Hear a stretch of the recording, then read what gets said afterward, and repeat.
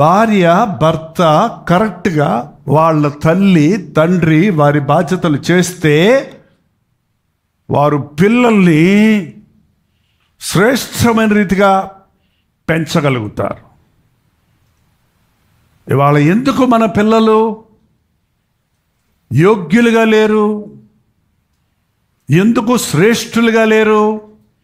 ఎందుకు క్రైస్తవ కుటుంబాల్లో పుట్టిన బిడ్డలలో కూడా వంకర టెంకర్లు కనబడుతున్నాయి, లోకత్వం కనబడుతుంది, నిర్లక్ష్యం కనబడుతుంది, అజ్ఞానం కనబడుతుంది, అవిశ్వాసులుగా ఉంటున్నారు?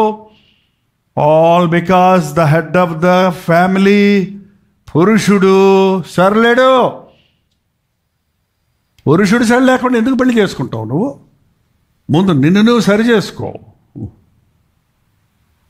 పురుషుడిగా స్త్రీగా చేశాడు దేవుడు. పురుషుడు తన కుటుంబాన్ని సంరక్షించాలి. ఎవడైనా తన ఇంటి వారిని సంరక్షించకపోతే వాడు అవిశ్వాసి కంటే చెడ్డవాడు. పురుషులారా ఈరోజు రోషం తెచ్చుకోండి. నువ్వు పురుషుడివే. ఆరగంటగా ఉండమని చెప్పలా, గర్వంగా చెప్పమని చెప్పలా, మీసం మెలేయమని చెప్పలా, తొడలగొట్టేవాడికి ఉండమని. అది కాదు. పురుషుడు అంటే బాధ్యత, రెస్పాన్సిబిలిటీ, నాయకత్వ లక్షణాలు నీలో ఉండాలి. ఒక తండ్రిగా, ఒక భర్తగా. సంఘానికి క్రీస్తు శిరస్సు ఉన్నట్టు కుటుంబానికి భార్యకు భర్త శిరస్సుగా ఉన్నాడు. స్పష్టంగా చెబుతుంది ఎఫెసీయులకు రాసిన పత్రికలో. పురుషుడు చేతులెత్తి ప్రార్థన చేయటం నేర్చుకోవాలి. పురుషుడు ప్రార్థించితే, చేతులెత్తి అనే అర్థం ఏంటంటే, చేతులెత్తి అని అంటే ఏంటండి? హ్యాండ్స్ అప్ అని ఎవడన్నా అంటే అర్థం ఏంటి? సబ్మిట్.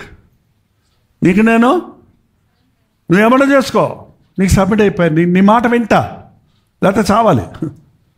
సో చేతులెత్తన్నప్పుడు దేవుని దగ్గరికి వెళ్ళి ఏం చేయాలి? నువ్వు చేతులెత్తి, నా చేత కావట్లేదు ప్రభా ఈ కుటుంబాన్ని కట్టుకోవటం, నా చేత కావట్లేదు పిల్లల్ని పెంచుకోవటం, నా చేత కావట్లేదు కుటుంబాన్ని పోషించుకోవటం, నా వల్ల కావట్లేదు నా భార్యతో ఏకీభించటం, నా భార్యను నేను కాపాడుకోలేకపోతున్నాను, నేను ఏక మనసులో తీసుకురాలేకపోతున్నాను, నాకు వల్ల కావట్లేదు ప్రభా నాకు సహాయం చేయరైనా అని దేవుని సన్నిధిలో నువ్వు చేతులు ఎత్తావంటే నీకు దేవుడు తన శక్తిని ఇస్తాడు, తన జ్ఞానాన్ని ఇస్తాడు, తన సామర్థ్యతను ఇస్తాడు. పురుషుడు ప్రార్థన చేయడం, సంపాదించడం, మరి ముఖ్యంగా బాధ్యత తీసుకోడు. కాబట్టి ఏమైపోతున్నాయి? కుటుంబాలు కూలిపోతున్నాయి. ఆ కుటుంబంలో పెరిగిన బిడ్డలు విచ్చలవిడిగా తిరుగుతున్నారు, ఇష్టం వచ్చిన డెసిషన్స్ తీసుకుంటున్నారు. ఆ బిడ్డలు వంకర టెకరగా పెరుగుతున్నారు. అరణ్యంలోకి వెళ్తే, ఫారెస్ట్లోకి వెళ్తే చెట్లన్నీ వంకర టెకరగా ఉంటాయి, వాటికి ఎవడు ఒక రూపం ఉండదు. అదే ఒక పార్కులోకి వెళ్తే నీట్గా లైన్గా చక్కటి డిజైన్స్తో ఉంటాయి. కారణం, ఆ తోటలో ఒక తోటమాలి ఉన్నాడు.